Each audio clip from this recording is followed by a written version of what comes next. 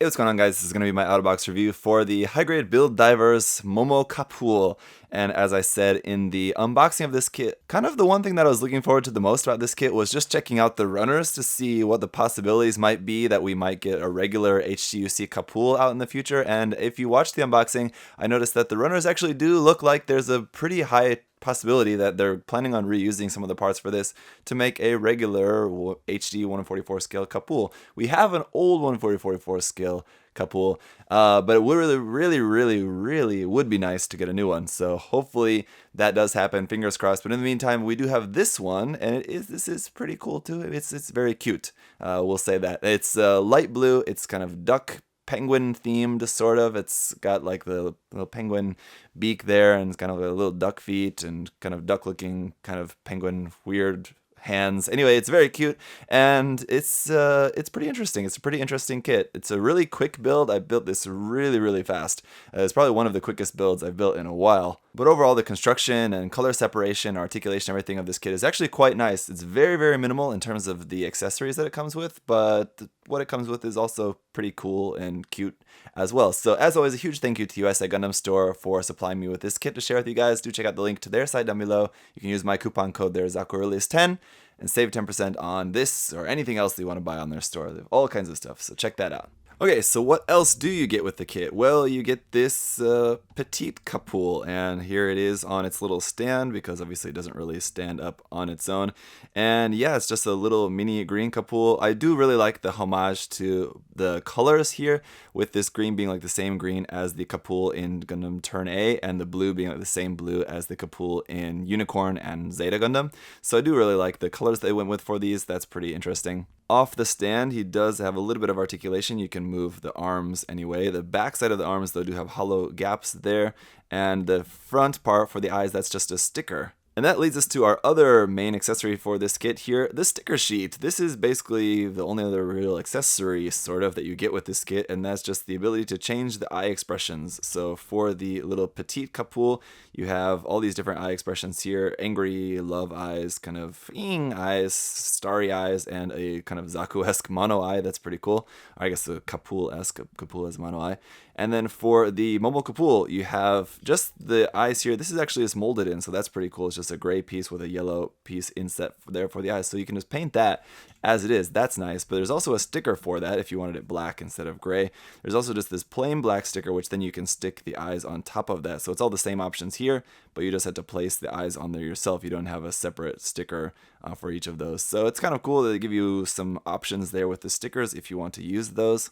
Now, the other thing you can do with the petite Kapool is you can stick it inside the Momokapool. So you just have to pull this apart. And for storage, you can actually store the limbs inside here. So you can just stick the legs up into there. And the arms fit inside here as well, into there. And you can just close that back up. Easy peasy. Now it's just more of a ball, and you can just then drop it down inside of there. Try to get it lined up right. There we go. I guess that's right. And then close that back up, and now he's traveling along inside there. You can open him up and have him peeking out like that. So that's pretty cool. But then the Momokapool does also have a ball mode. So if we close this up and close up these front parts here, like so, then we just remove the arms and close up these bits here on the side also. And there you go. There is its ball mode. It's pretty funny, pretty goofy. Of course, it's not a complete ball. The legs are still sticking out, so I think that's kind of what makes it really funny. But it is something that you can do with this, of course, so that's pretty interesting. And one thing you'll notice, too, is that the action-based connector is actually on the center of the back, not up underneath the waist. I think that's probably better. I think with the being just the shape it is and like the weight distribution of the kit, it's probably a pretty good place to put that. The one thing I would be worried about is if you wanted to have that kind of like leaning forward more, I wonder if it would like fall off of the peg. As it is, it's kind of okay, but I wonder if it would be in danger of falling off there if you had a more of an extreme angle. Okay, so let's talk a little bit about the articulation of this guy. So as you saw, obviously the top will open up, but that doesn't really do anything to like make him look up or something like that. But one thing you can do actually is rotate this front part. So you can actually kind of rotate that off to the side, which looks kind of interesting if you wanted to do something like that. I haven't really seen that like advertised around in any of like the artwork on the box or anything like that. So I don't know if it's really supposed to do that or not, but you can do that. Obviously, as you saw, these parts here on the front of the body will open up there, and like the original Kapool, it's meant to have some like beam cannons on the inside there. This does have some movement here at the waist. You can rotate that a little bit, just barely though. As you can see, not really a whole lot of movement there. Here we have the belly beam, the beam cannon there. These parts here on the top of the shoulders will move up and down, little flaps there. The arm is just on a ball joint, so it can kind of move around there.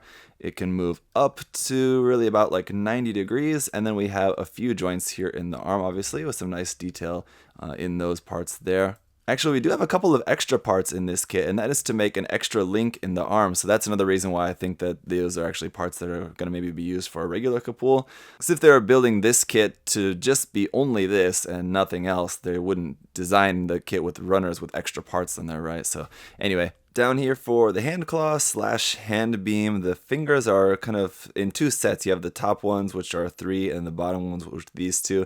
They are like individually articulated, and like the manual even shows you to cut them apart, but it's barely noticeable because they really can't move all that much. But you can move those individually as you like. I think if you just cut this a little bit more, cut a little bit more out of the plastic, you could get a little bit farther range of those if you wanted. Here on the back, it obviously doesn't have any backpack or anything, but as I mentioned, you can just plug in the action base there in the center, but you can also take off this little cap here and plug in the action base there if you wanted to plug something else into the backpack, or just not have the action base connected straight into the backpack like that. Moving on to the legs, the hips can move kind of out pretty wide if you kind of move that arm around a little bit, so you can get a pretty nice spread there. Forward and back, not really going to be too much of a problem here. I think you should be able to like have it sitting down or something like that. Shouldn't be a problem as well. For the knee bend, you can get about 90 degrees, and that's about it, but the legs are pretty minimal, so you're not really going to be expecting too much out of this, I suppose. And then the feet, as you can see, are just on ball joints, just like this one piece that just plugs onto this polycap ball joint, so you can get a little bit of movement out of those, not really too much. Up underneath the feet is just going to be completely hollow, pretty much, so nothing really too nice about those, really, to be honest. So as you can see, it's a pretty simple kit with a pretty simple range of articulation. It can do pretty much anything that you would want it to. I don't think you would be getting this kit with the expectations of it being able to do any like super crazy like ninja poses or anything like that. So I think it's just very effective. Like I said, it's a really quick and simple build. It took me about half the time of a normal HG kit. That said, it's unfortunately not half the price of a regular HG kit. At 1,800 yen, it's still got a pretty big price tag on it for just a really simple HG.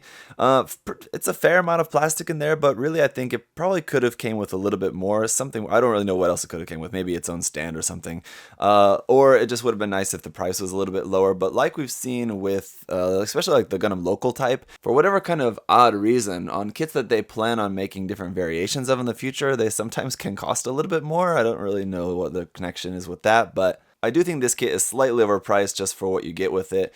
But there's no denying that it's just a really fun, simple, and solid kit overall. And for a quick size comparison, here it is compared with a 1/44 scale HG RX-78-2 Gundam. As you can see, this is not a very big kit either. It's pretty small and compact, so don't really expect too much. So in conclusion, guys, it's just one of those cases where if you like what you see with this kit, you'll be very happy with the kit. But if it's not something that you think you're really too particularly interested in, then, I think it'd be a pretty easy pass in that case.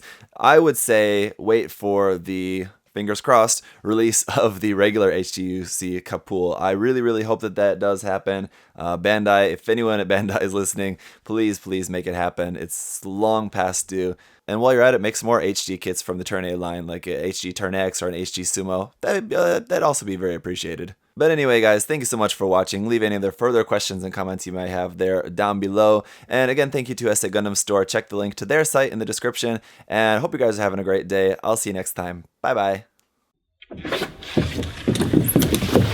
Hey! Thanks for watching, guys.